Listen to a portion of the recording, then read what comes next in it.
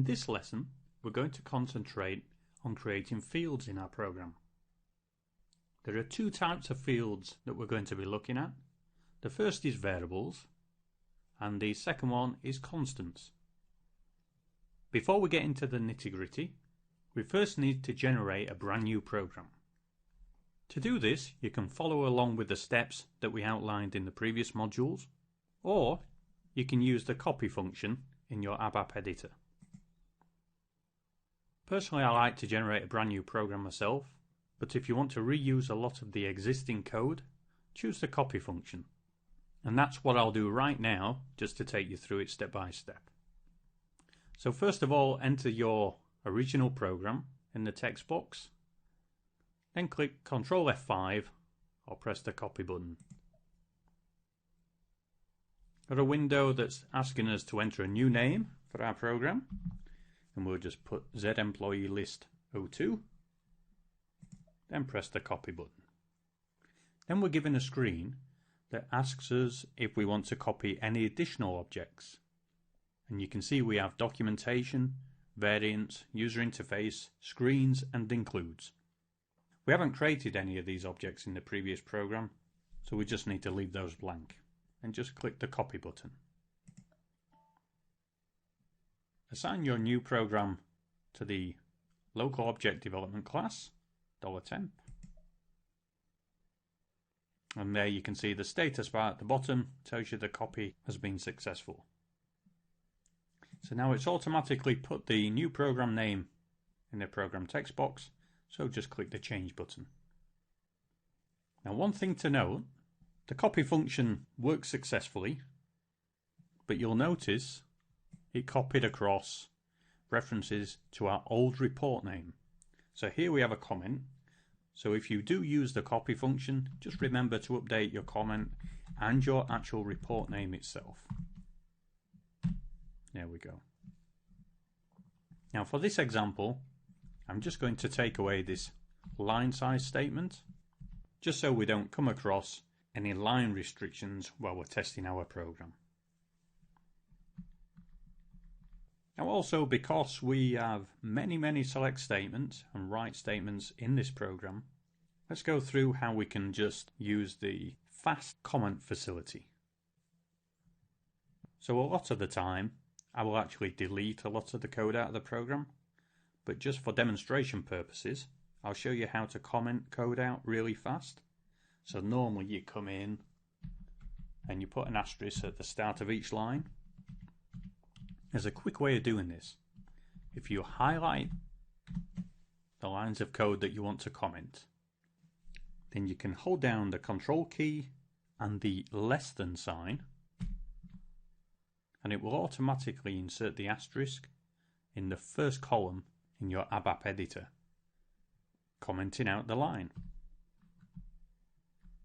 If you can't remember your key presses, another way to do this is through the Utilities menu, and let's see if I can find it. Here we go. Under the block buffer, choose Insert Comment. Does exactly the same thing. For all the other stuff, I'm just going to delete it.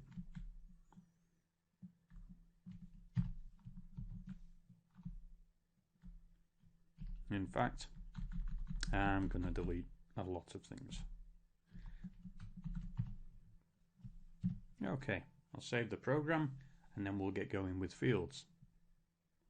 So I'm sure everybody has a good idea of what a field is, but just so we can cover it, a field is a temporary area of memory that we can assign a name to and reference within our programs. We use fields within our program to hold calculation results.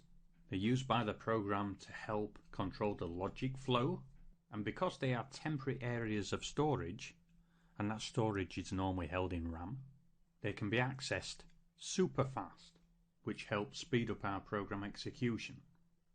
And there are many other uses for fields within the program, whilst creating your own programs and reading other programs created by other people. So let's have a look at variables. and how we declare variables in our program. Now, a variable is a field whose values change during the program execution. Hence the term itself, variable. And there are a few rules for variables that you've got to follow. They must start with a letter. They can have a maximum size of 30 characters. You cannot include the plus, comma, colon and parentheses in the name. And you cannot use a reserved word. Now, when you are creating variables, try and keep the name of the variable meaningful. There's nothing worse than working with a program where your variables are named A1, A2, A3 and so on. Try and give them good names, such as our employee table. It's got surname, forename and date of birth. You know exactly what these fields are for. Now, we declare variables by using the data statements. So let's go ahead and use the data statement within our program. We'll go below the comments section, and the first type of field we'll declare will be an integer field. So we'll type in data, then a space, and then we'll give our field a name. I'm going to call this integer 01. Then we specify a data type by using the type word, and integers are declared by using a type I. Then we terminate our statement with a full stop. Let's declare another one, and this time we'll use the packed decimal. So I'll call the field packed decimal 01, type P for packed decimal, and then you end the statement with a full stop again. Now, packed decimal is there to help store numbers with decimal places and so on. So what we can do is actually define how many decimal places we want our variable to hold. So when we've got type P, we can then put a space and put in the word decimals and the number of decimal places we want to store. I'll put 2. Use Pretty Printer, and it converts everything how I like it, and we'll save the program. Now, we have used what are called elementary data types to define these two variables, and these types of variables have a fixed length in ABAP, so we actually don't need to declare how long the variables need to be. And a little later on, we'll have a look at all the elementary data types and the space that they take up in memory. One piece of information to note about the packed decimal is that it can store up to 14 decimal places. So in business related scenarios, that's more than ample. So as well as declaring variables this way, we have another option of declaring variables using what we call the like addition to the data statement. Let me show you how this looks. So we can declare a brand new variable .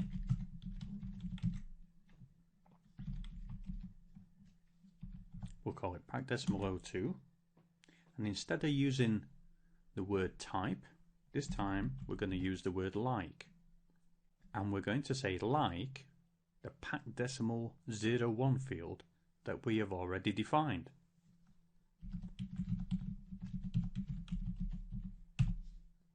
Now, what this effectively does is make sure that the new variable called packed decimal 02 takes on exactly the same properties that we defined for packed decimal 01. Now, you may think, well, you know, what's so good about this? Well, let me show you. In the program, let's say you have a need to create a whole number of variables, all of the same data type. Here we have packed decimal 03 and packed decimal 04. By making them like packed decimal 01, we could potentially save ourselves a whole bunch of time later on. Because let's say our packed decimal 01 field instead of saying decimal places needs to be 2, let's say we need to increase it to 3.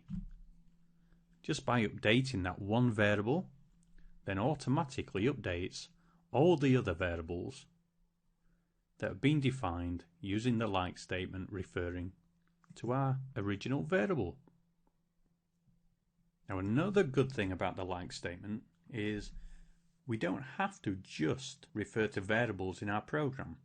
We can refer to variables, or fields in this case, that exist in tables within the SAP system. So if you remember back when we defined the Z employees table, we had a field of, I think it was surname. We can declare a new variable within our program. Let's call it new surname. And we can say it's going to be like table name, Z employees, dash, then the actual field name, which I think was surname. Now, from my many years experience using ABAP, this saves me a whole bunch of time, because quite often you have to include numerous tables within your ABAP programs, and you can never remember what the actual data types are of every field. So just by using the like statement and referring to the actual field within the table, you can declare your brand new variables in your program without having to use your brain or go searching throughout the SAP system to find what the exact data type is. So just to make sure everything's okay,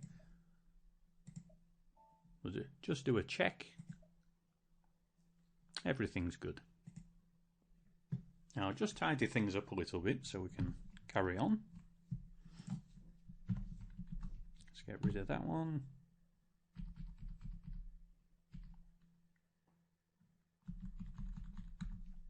And those.